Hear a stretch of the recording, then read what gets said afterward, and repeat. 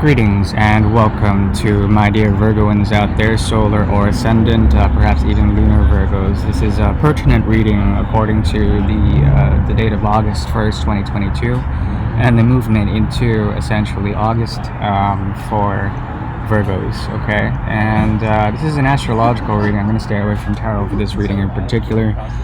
Primarily, I'm seeing here the idea of keeping the temples sacred, okay? When it comes to a conjunction of ascendant and moon, there are certain things that have to do with the horizon, and on the horizon there is a sense of a temple being there. This has to do with pilgrimage, okay?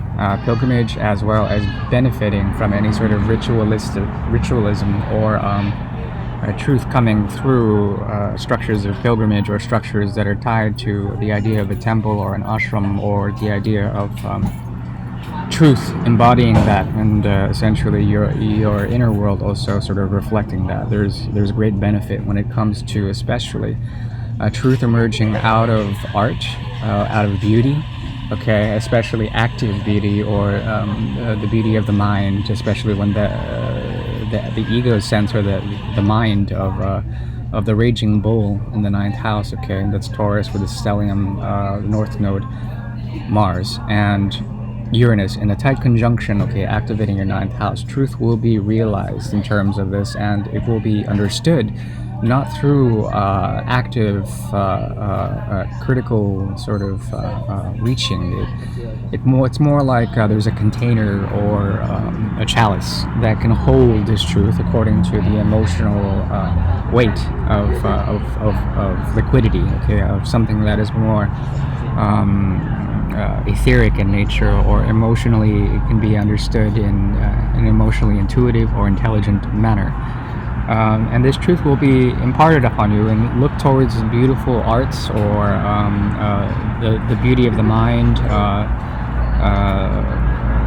essentially all of that, you know. It's kind of like with the raging bull with Taurus, Mars, Rahu, and Uranus there. It's like riding the bull, and essentially you're going to be thrown off eventually, and in that there is a dislocative quality, okay, a phasic quality, in which the inner world can be seen from an outer perspective, or vice versa. The inner perspective can be seen through the outer world if it is understood through the realm of beauty, okay.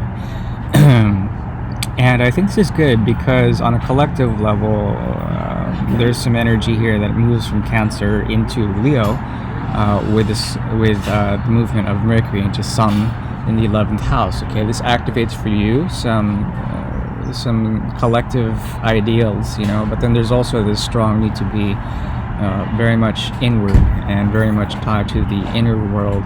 Mercury, your ruler, is in the 12th house, meaning that a lot can come to mind when it comes to the particular antennae that in which you receive messages from the etheric plane.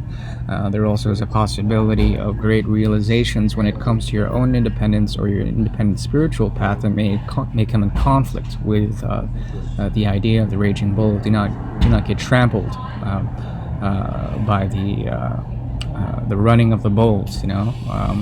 There's an idea here that the survival instinct kicks in when it comes to you trying to be spiritually independent in some sort of way. The conflict is designed in order to help you assimilate something where on a collective level there is a need to restructure and heal some aspects of the Aquarian age, especially when it comes to blocks or obstacles in the workplace. The design also of a possibility that has to do with first and the 7th house, okay. Now, when you're dealing with people, there's a tendency for them to be lost in their own dreams, or their own lightness, or their weightlessness, okay. There's a sense here that they are coming into being in terms of their own gross realizations of Neptune and retrograde in Pisces, which allows you to understand them from a distance by providing the exemplar of your own self-mastery, your own self-discovery, with the temple within, in which you can treat with a sort of a manicure, pedicure, or sort of like custodian-like mentality, purification, in which you have to separate yourself from the toxic stagnation of others. Okay, not to just paint them in that direction. I mean, there's something about an auspicious romantic quality to this, where it has to do with transformation in terms of children or the inner arts, and the ability for that to occur would require some more solidity in terms of the gross manifestations of other people, okay, especially when it comes to their own consciousness and their own self-realization, which is distinguished from their own. One thing to be aware of is that you should not go seeking out certain things when it comes to the meanderings of the spiritual body, or trying to get out there in the etheric plane. There's a lot to attend to with the realizations of an age coming that has to do more with the ability to be between worlds, between different modes or MOs of dimensions, okay, dimensionality.